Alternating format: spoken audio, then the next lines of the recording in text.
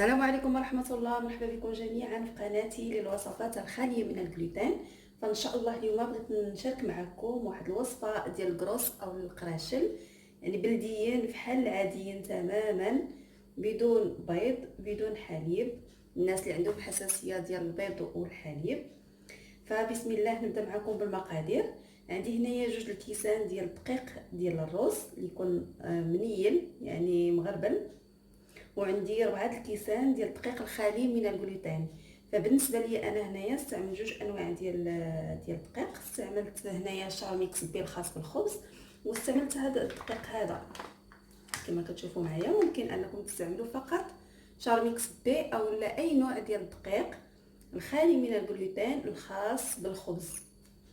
فهنايا عندي معلقه كبيره ديال النافع، معلقه كبيره ديال حبه حلاوه، 2 معالق كبارين ديال الزنجلان، معلقه صغيره ديال الخميره ديال الحلويات، رشه ملح.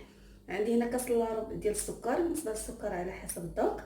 عندي هنايا معلقه كبيره ديال الخميره ديال الخبز. بالنسبه للنوع ديال الخميره اللي كنستعمل هو هذا، خميره خاليه من الجلوتين. والخميره كذلك ديال الحلوه هي هذه اللي كنستعمل، فهي خاليه من الجلوتين.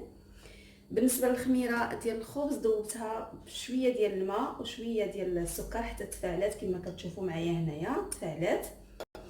وعندي معلقه كبيره ديال الخل، وتقريبا هنايا كاس الا ربع ديال الزيت العاديه، والماء دافي باش غادي نعجن العجينه ديالي.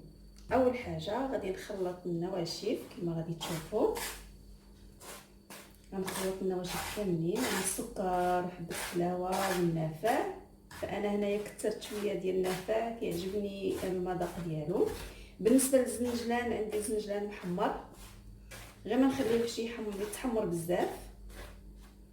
غادي نضيف الخميره ديال الخاصه بالخبز، هي هذه كما كتشوفوا معايا هي تفاعلات. وغادي نضيف الخل وكذلك الزيت،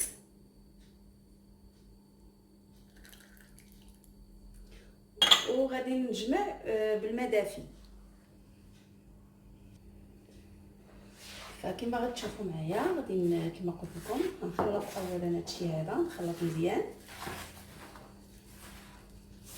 وغادي نزيد شويه بشويه الماء. فبالنسبه للخليط خصو يكون خليط كيتلصق باليد باش يجيونا الكروس ديالنا رطيبين وهشاشين.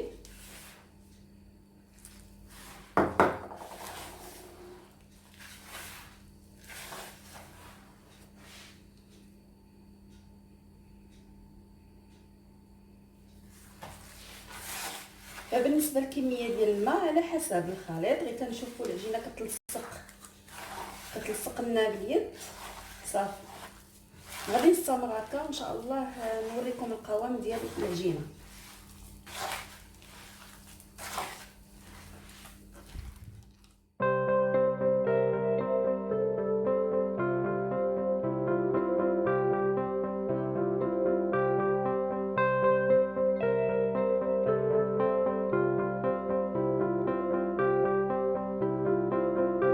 ديالي هانتوما كما كتشوفوا كتكون على هذا الشكل هذا، حيتاش باقا فاش غادي تخمر غادي تجمع شي شويه. غادي نجمعها مزيان، غنعملها في شي اناء وغادي نغطيها بلاستيك غذائي ونخليها حتى يضاعف الحجم ديالها، ونتلاقاو ان شاء الله من بعد.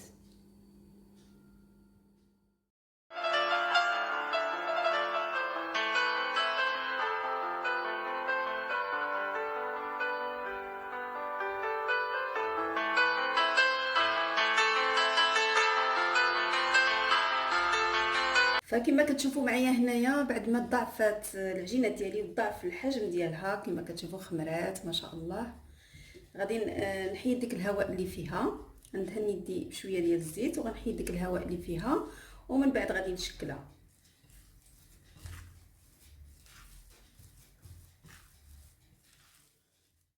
فكما كتشوفوا معايا هنايا بعد ما خويت العجينه من داك الهواء اللي فيها، غادي ناخذ الكميه على حسب الكروس اللي بغيت. على الشكل هذا غادي نشكلهم على الشكل هذا كما كتشوفوا معايا. فبالنسبه اللي عنده حساسيه ديال البيض يدهنهم فقط بالحليب وشويه ديال السكر. فانا غادي ندهنهم باصفر البيض من الفوق. فكما كتشوفوا معايا كنشكل كويرات. الا بغيتوهم تعملوهم صغارين عملوهم.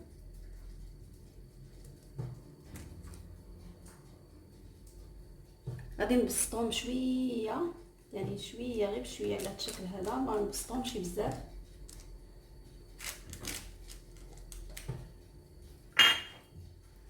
باستعانه بشويه ديال الزيت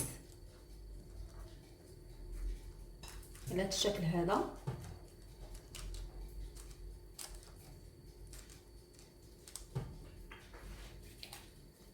نعاود معكم واحده اخرى.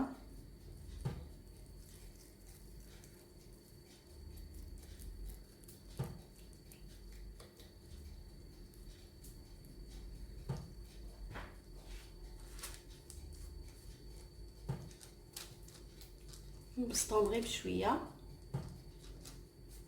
من بعد كما قلت لكم غادي نخليهم يخمروا الخمره الثانيه، وغادي ندهنوا باصفر البيض ونرش عليهم شويه ديال الزنجلان وغندخلهم الفران يتحمروا. فغنستمر هكا حتى نسالي الكميه اللي عندي ونتلاقاو ان شاء الله.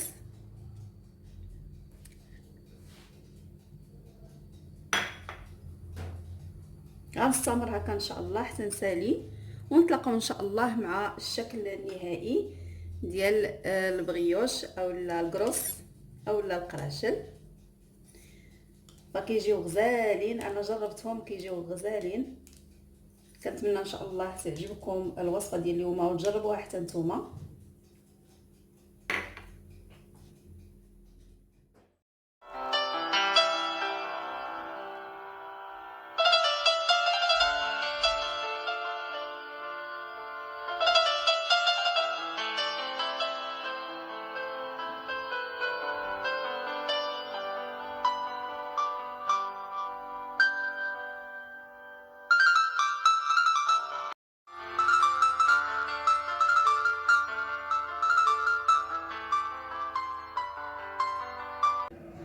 فهذا هو الشكل ديال القراشل او الكروس اللي حضرت معكم اليوم.